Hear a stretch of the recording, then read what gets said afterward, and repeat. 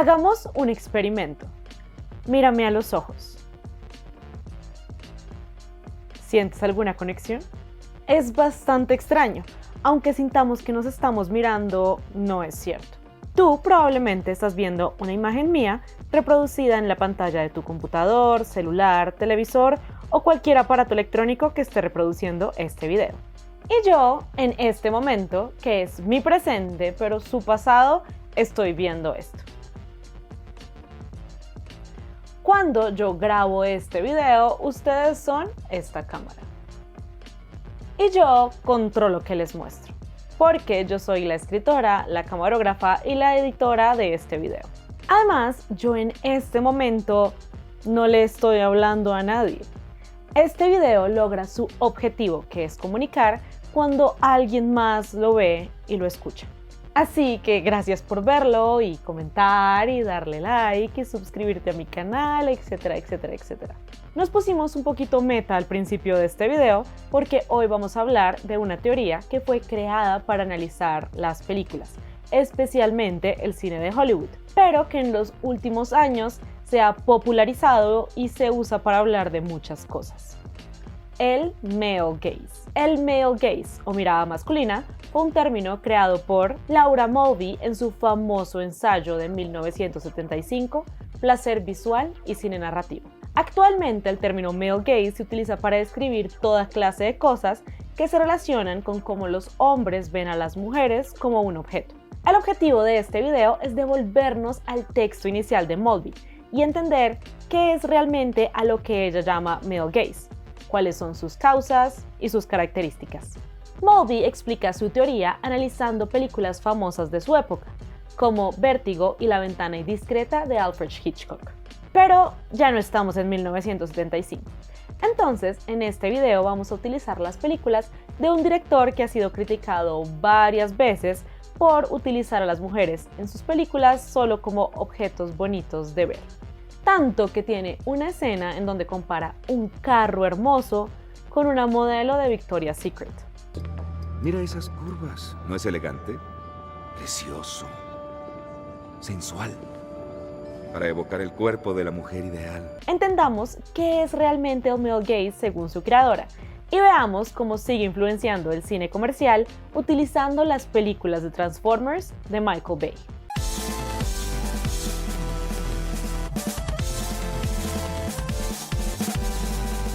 La prehistoria del male gaze. Que Laura Mulvey haya inventado el término male gaze en los 70s no quiere decir que la práctica empezó en esa época. Por el contrario, ella le dio nombre a algo que llevaba pasando en el cine comercial de Hollywood por años. Mulvey explica al principio de su ensayo que ella va a aplicar las teorías del psicoanálisis a el estudio del cine. Advertencia, yo no soy para nada experta en el psicoanálisis, entonces solo voy a explicar las teorías según las explica Mulvey en su ensayo. La teoría principal de psicoanálisis que se utiliza es la ansiedad a la castración. Simplificadamente, según este concepto, los hombres tienen miedo a ser castrados y las mujeres simbolizan esta castración al ser personas que no tienen falo. Entonces, como vivimos en una sociedad falocéntrica y patriarcal, la castración simboliza la pérdida de poder. Y la mujer es un constante recuerdo de que eso es posible.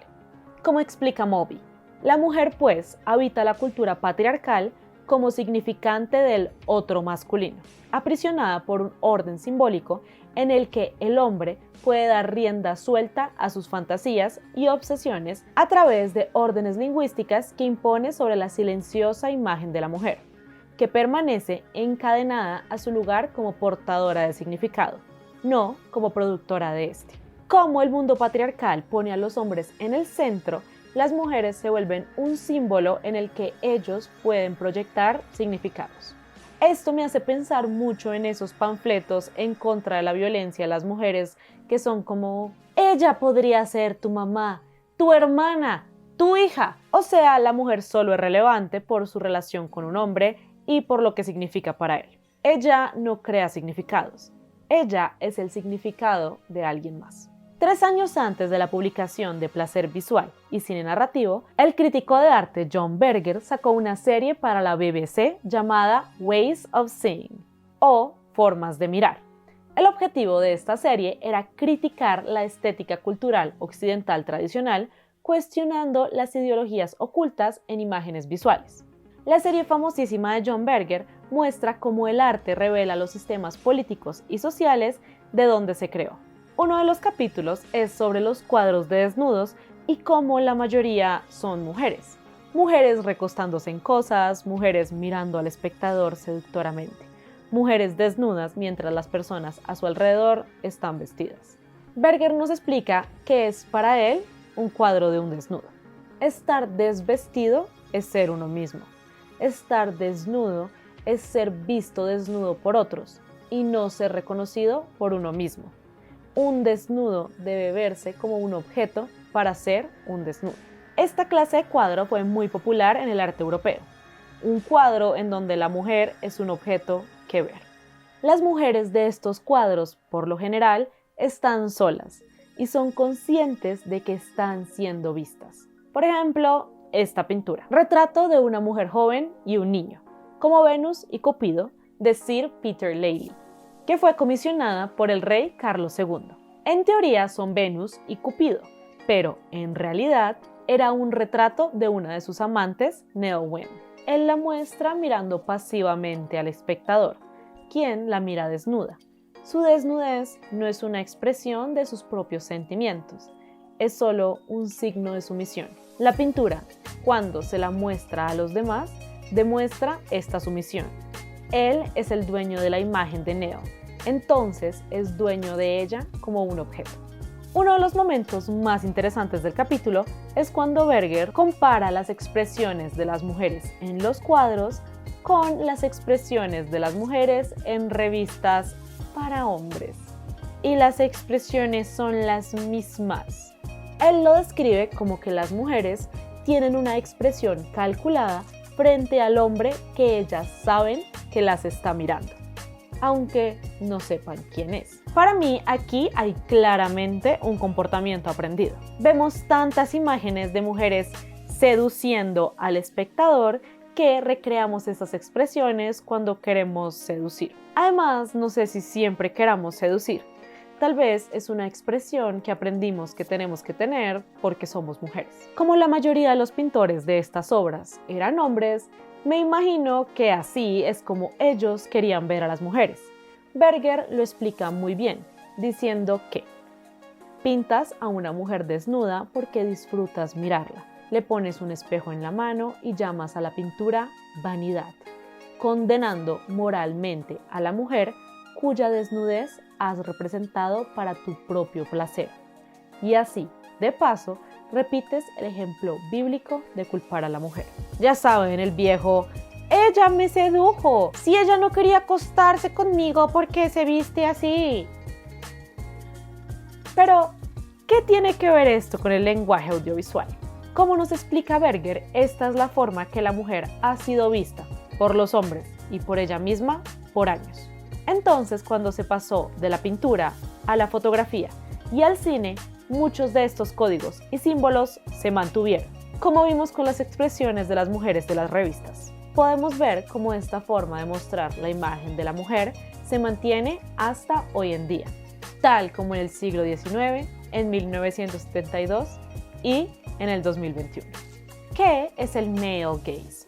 Volviendo al ensayo de Laura Mulvey, el male gaze o mirada masculina es la forma en la que se muestra a las mujeres en el cine comercial de Hollywood. Esta mirada tiene características muy específicas. En un mundo ordenado por el desequilibrio sexual, el placer de mirar se ha dividido entre activo masculino y pasivo femenino. La mirada determinante del hombre proyecta su fantasía sobre la figura femenina, la que está estilizada a su medida y conveniencia. En su tradicional papel de objeto de exhibición, las mujeres son contempladas y mostradas simultáneamente, con una apariencia codificada para producir un impacto visual y erótico tan fuerte que puede decirse que ellas connotan para ser mirabilidad, to be looked atness. Así que una de las características del male gaze en las películas es que los personajes masculinos son activos, son los que toman las decisiones, los que hacen las cosas. Y los personajes femeninos son pasivos, son las que siguen las decisiones de los otros y a quienes les pasan las cosas.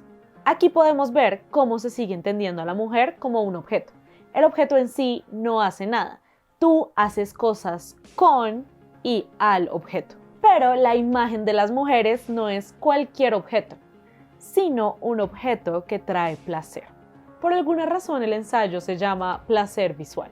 Ver a las mujeres de esta forma le trae placer al espectador heterosexual blanco masculino.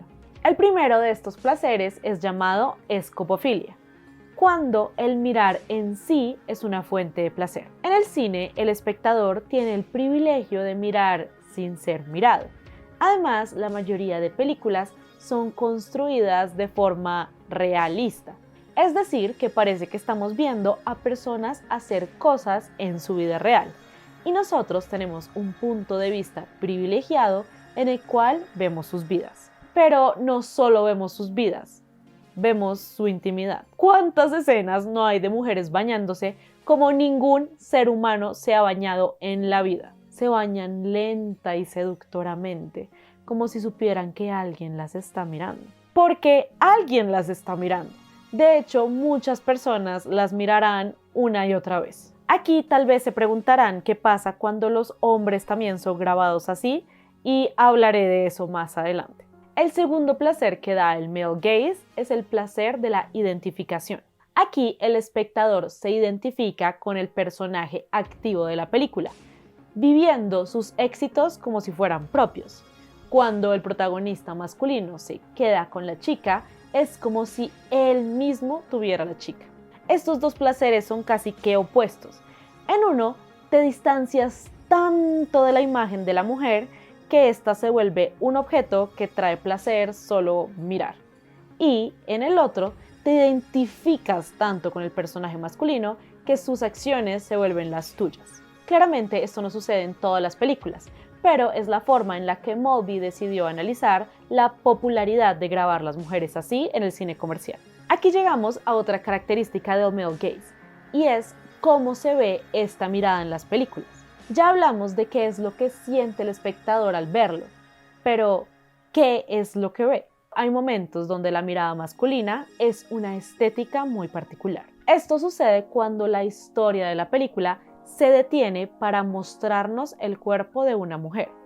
Estas escenas usualmente no tienen un carácter narrativo, no mueven la historia hacia adelante, sino que se centran en la belleza y la seducción de la mujer. Parece que el tiempo se detiene y vemos close-ups de diferentes partes del cuerpo de la mujer, que nos la muestran por pedazos antes de poder verla en conjunto. Además, muchas de estas escenas están configuradas desde el punto de vista de un personaje masculino. Entonces, la cámara hace como si fuera el hombre que ve a la mujer, que la mira lentamente de los pies hasta la cabeza. Ejemplos de esto hay montones. Y aquí podemos ver cómo se ve en las películas los placeres descritos por Mulvey. La escena se centra en mostrar a la mujer como un objeto sensual, que genere placer solo ver su cuerpo así de cerca. Y además se supone que la estamos viendo desde un punto de vista de un hombre que la desea, creando identificación con ese personaje. El male gaze además tiene características narrativas muy específicas. Como Mulvey utiliza el psicoanálisis para analizar el lenguaje cinematográfico, ella explica que, aunque las mujeres son un objeto de deseo, no dejan de ser la representación de la castración al no tener un falo. Por ende, en el subconsciente de los hombres se genera un miedo a perder su falo y, por consecuencia, no volver a sentir placer. Entonces, esta ansiedad a la castración se soluciona de dos formas en las películas clásicas de Hollywood. Primero, se puede apaciguar este miedo convirtiendo a la mujer en un objeto perfecto y así deshumanizarla por completo. Como mirar al objeto en sí es satisfactorio, entonces no tiene que pasar mucho con el personaje femenino en la narrativa. Esto se ve mucho en personajes secundarios que solo están ahí para verse hermosas. Están iluminadas, vestidas, posicionadas y grabadas para verse tan hermosas como una pintura de óleo. La segunda forma narrativa para calmar la ansiedad de la castración en el male gaze es ejerciendo control sobre la mujer. Este control puede ser a través de el castigo o el perdón. Entonces, aquí vemos esas historias en donde las mujeres que no se dejan controlar y poseer terminan muertas al final de la película. Aunque el personaje principal no sea quien las mate, la misma narrativa de la película las castiga, mostrando que actuar como ellas actúan te llevará a la muerte. El perdón se ve cuando los personajes principales masculinos logran poseer a la mujer al final de la película. Ella se enamora del protagonista masculino y se transforma en su propiedad, perdiendo sus características externas de glamour, su sexualidad generalizada, sus connotaciones de showgirl. Su erotismo queda sometido únicamente a la estrella masculina. Por medio de la identificación con el personaje principal a través de la participación de su poder, el espectador también puede poseerla indirectamente. Mulvey utiliza de ejemplo las películas de Alfred Hitchcock. Entonces veamos rápidamente ejemplos de esto en sus películas. En Psycho, Marion Crane es la mujer que vemos en esta famosa escena de la ducha y que termina muerta después de la famosa escena de la ducha. En La ventana indiscreta, Lisa Fremont termina reviviendo su relación con su novio al pasar de ser una espectadora de la acción con él a participar en la acción que él ve.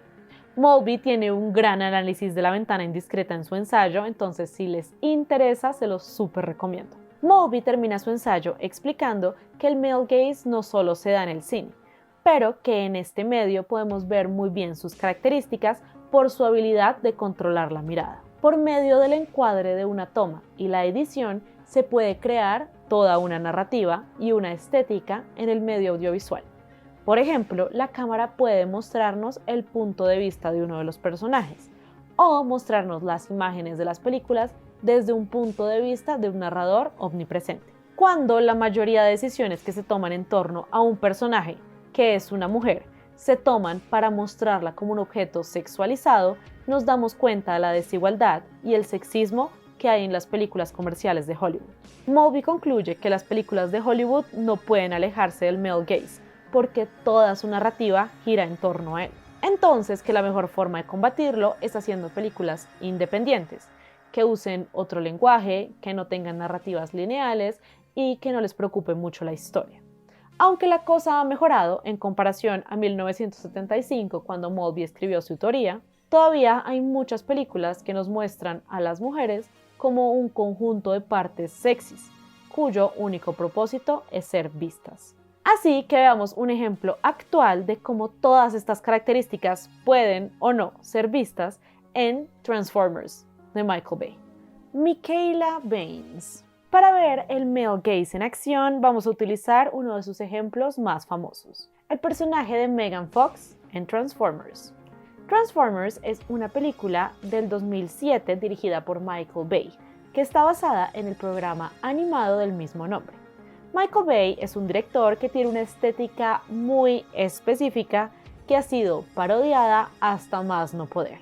En su tesis, El cine de Michael Bay, una estética del exceso, Bruce Bennett la define como: es una visión del capitalismo de consumo globalizado, como un campo de violencia carnavalesca masculina, dominada por las corporaciones, tecnológicamente fetichista, articulada en la estética promocional espeluznante y visualmente densa del cine comercial. Para Bennett, el cine de Michael Bay representa a la perfección un reflejo de la cultura estadounidense de finales del siglo XX y principios del siglo XXI, donde además las mujeres tienen un lugar muy específico en películas como Transformers. Analicemos el personaje de Megan Fox de la primera película de Transformers según el male gaze que Laura Mulvey propone. Voy a dividir las características del male gaze en dos grupos. Primero, el male gaze en la narrativa, es decir, en la historia que nos cuentan. Y segundo, el male gaze en la estética, o sea, las imágenes que nos muestra la película. La historia de Transformers no es muy fácil de seguir, entonces se las voy a contar así muy por encima. Los Transformers son alienígenas que vienen a la Tierra a buscar la chispa suprema, un cubo superpoderoso. Hay alienígenas buenos, que son los Autobots, y malos que son los Decepticons. El abuelo de Sam Witwicky era un explorador que encontró la chispa suprema y las coordenadas de donde se encuentra quedaron plasmadas en sus gafas. Sam Witwicky tiene estas gafas y las está vendiendo en eBay para comprar un carro para impresionar a la chica que le gusta, Mikaela Banes. Los Autobots y los Decepticons encuentran a Sam por su perfil de eBay. Entonces, uno de los Autobots, Bumblebee, hace que Sam lo compre para llegar a las gafas. Después hay muchas peleas hasta que salvan el día. Estéticamente, esta película es un ejemplo perfecto del male gaze con el personaje de Mikaela. Primero, hay muchas escenas en donde la historia se detiene para mostrarnos el hermoso cuerpo de Mikaela. Esto pasa muchas veces durante la película, en donde ella está hablando, desarrollando la historia de su personaje, pero la cámara no está centrada en ella como personaje, sino en que veamos su cuerpo como un objeto. Hay un momento en específico que me gustaría mencionar. Estamos en la super pelea del final. Hay violencia y explosiones por todo lado y nuestro grupo de personajes es lanzado al piso. Uno de los señores del ejército cae así. Y Mikaela cae así.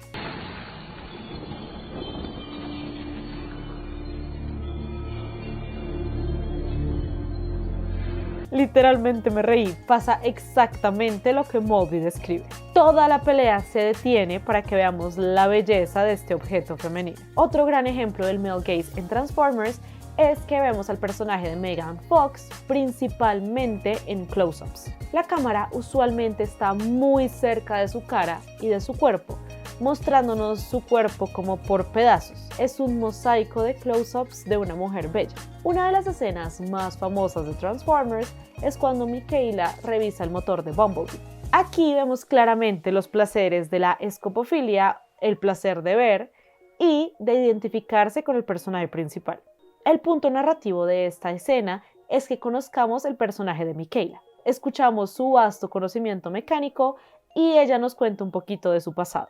La imagen, el cuadro, la luz, su vestuario y la edición están centrados en mostrarnos su cuerpo como un objeto deseable. Escopofilia, check. Y después de mostrarnos su cuerpo así, vemos que Sam la está mirando como nosotros, el público, la acabamos de ver, creando una identificación con el personaje de Sam. Entonces, cuando al final los vemos así, sentimos que nosotros nos quedamos con ella, que la poseemos. Estéticamente, el personaje de Mikaela Banes está construido desde el male gaze. Ahora vayan a ver mi sorpresa cuando narrativamente no. Mikaela es casi que igual de activa a Sam. Ninguno de los dos toma muchas decisiones en la película. Ambos solo caen en la acción por coincidencias de la vida. De hecho, muchas veces Mikaela salva a Sam de los Decepticons. Es claramente más inteligente que él y es la primera en darse cuenta que el carro de Sam es más de lo que parece. Además, es una mecánica en una película sobre carros robots. Tiene mucho más conocimiento y habilidades que nuestro personaje principal. Además, ya que estamos hablando de eso, Sam Witwicky es un personaje principal muy poco interesante. De hecho, es constantemente ridiculizado por la película, pero Mikaela no. Ella toma decisiones, salva a Sam, salva a Bumblebee y en general es un personaje muy interesante que no se deja manipular por los hombres a su alrededor. Entonces, ¿por qué yo no me acordaba para nada de esto? Para serles honesta, elegí describir el male gaze desde Transformers porque creí que iba a ser un ejemplo muy fácil de explicar. Y estéticamente lo es, pero narrativamente no. Pero las imágenes de Mikaela se quedaron más en mi cerebro que la historia de su personaje, porque para la cámara es más importante cómo se ve que lo que dice. Y esto habla mucho más del director Michael Bay que de los guionistas Roberto Ossi y Alex Kurtzman. Es como el dicho, una imagen vale más que 1000 palabras. Mikaela en el guión puede ser toda una mujer empoderada, pero si la graban como un objeto sensual durante toda la película, esto se pierde. Como conclusión, creo que es importante mencionar que Megan Fox fue despedida de la tercera película de Transformers porque dijo esto del director Michael Bay. Quiere ser como Hitler en sus sets, y lo es. Así que es una pesadilla trabajar para él. Pero cuando lo alejas del set y no está en modo de director, disfruto mucho de su personalidad porque es tan incómodo, tan desesperadamente incómodo. No tiene ninguna habilidad social y es encantador verlo. Después de ser despedida, 3 miembros anónimos de la producción de Transformers escribieron una carta sobre Megan Fox. Les voy a leer unos pedazos. Sí, Megan tiene grandes ojos, un estómago apretado que rociamos con glicerina y un tatuaje de Marilyn Monroe, horrible y tonto, pegado en su brazo. Michael encontró a esta chica tímida e inexperta, la sacó de la oscuridad total y le dio la oportunidad más grande de la vida de cualquier joven actriz. Se convirtió en una de las mujeres más buscadas y miradas en Google. Nunca hemos entendido por qué Megan siempre fue tan gruñona en el set. Cuando se enfrenta a la prensa, Megan es la reina de hablar basura y posar como una estrella porno. Y sí, hemos tenido el insoportable momento de verla intentar actuar en el set. Y sí, es muy vergonzoso. Entonces, tal vez ser una estrella porno en el futuro podría ser una buena opción profesional. Comparó trabajar con Michael a trabajar con Hitler. Por cierto, no creemos que sepa quién es Hitler, pero nos preguntamos cómo es que ella no se da cuenta de lo desagradable y totalmente inculto que era ese comentario. Todos los miembros de la producción han dejado de saludar a la señorita princesa porque ella nunca responde. Se vuelve agotador. Megan realmente es una perra ingrata, sin clase, sin gracia y digamos antipática. Con suerte, Michael hará que Megatron aplaste a su personaje en los primeros 10 minutos de Transformers 3. Podemos decirte que esto hará feliz a la producción. Sin comentarios. Yo no sé qué pasó ni cómo son Michael Bay y Megan Fox en el set, pero sí creo que el lenguaje que se utiliza en esta carta es un claro ejemplo de cómo el male gaze se traspasa de la pantalla a la vida real. Nadie debería hablar así de nadie, y menos de un compañero de trabajo. La mandan a ser una estrella porno porque la grababan como una estrella porno y terminaron viéndola así en la vida real. Y al final quieren castigarla y verla morir. La importancia de la mirada. Investigando sobre el male gaze encontré muchos artículos como el male gaze versus el female gaze. Pero yo no creo que exista un female gaze, al menos no de la forma que existe el male gaze en el cine. Cuando en las películas se graba a los hombres como si fueran un objeto sexual para el disfrute de las mujeres, no se está reinventando nada. Solo se está utilizando el male gaze hacia los hombres. Y yo no creo que eso empodere a nadie. El problema principal que yo veo en el male gaze es que ya está muy integrado a la cultura audiovisual. Mulvey lo describe en el cine comercial de Hollywood, pero yo creo que también está en los anuncios publicitarios y hasta en nuestras redes sociales. Entonces aplicamos el male gaze a nosotras mismas y estas imágenes se vuelven inspiraciones de cómo debemos vestirnos, cómo debemos actuar y cómo debemos posar en las fotos. Creo que la forma real de acabar con el male gaze es encontrando lenguajes audiovisuales que sean diferentes y que dependan de qué se quiere comunicar en cada proyecto, en vez de tener una única forma de grabar a las mujeres. También, entre más directoras mujeres haya, hay más posibilidades de que graben a las mujeres de otras formas, porque entienden qué es ser vistas como un objeto sexual. Algo que me gustó mucho del capítulo de Ways of Seeing de John Berger y del ensayo de Laura Mulvey es que ambos terminan proponiendo soluciones a los problemas que plantean. Berger termina su programa diciendo que él es un hombre más hablando de las mujeres en el arte. Entonces invita a un grupo de mujeres, les muestra el capítulo y les pregunta qué piensan. Muchas dijeron que para ellas esa mujer no es real, que nadie es así. Entonces, ellas también ven a los desnudos de las pinturas de óleo como objetos con los cuales no se identifican. Pero también les molesta que todas estén desnudas y que muy pocas demuestren placer en su desnudez. Solo están echadas ahí y ya. Laura Mulvey hace una gran recomendación y es que manda a sus compañeros directores y directoras a hacer cine avant-garde o independiente, cine sin narrativas y con estéticas propias, un cine que ella misma empezó a hacer. Yo termino este video proponiéndoles que analicen lo que vean y qué sienten al verlo, qué clase de películas les generan placer, cuáles les dan rabia, por qué les dan rabia. Yo, por ejemplo, odiaba a Megan Fox, pero volviendo a ver Transformers me di cuenta que realmente no tenía ningún problema con ella. Tenía un problema con cómo la mostraban y me rehusaba a que a mí me miraran así.